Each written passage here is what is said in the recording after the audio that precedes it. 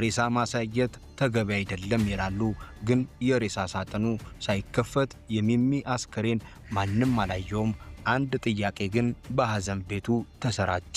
በተኛችበት ከሆነ ይህች ወጣት ሙታ የተገኘችው ለምን ሬሳ ሳጥኑን መክፈት ፈሩ ይላሉ።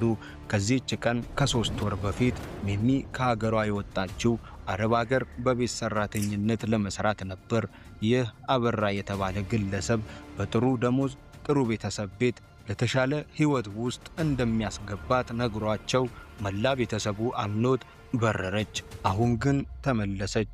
3 ወራትን ብቻ ቆይታ ስጦታ ይዛ ገንዘብ አጠራቅማ ሳይሆን በሬሳ ሳጥን ውስጥ ከተው አሟሟቷ ግልጽ ሳይደረግ ወደ ሀገሯ ጠቅልለው ላኳት። አበራ የላካት ደላላ የሞተችው ታማ ነው አለ። አሰሪዎቿ በተኛችበት ሙታ ተገኘች አሉ። ትልቅ ጥያቄ ግን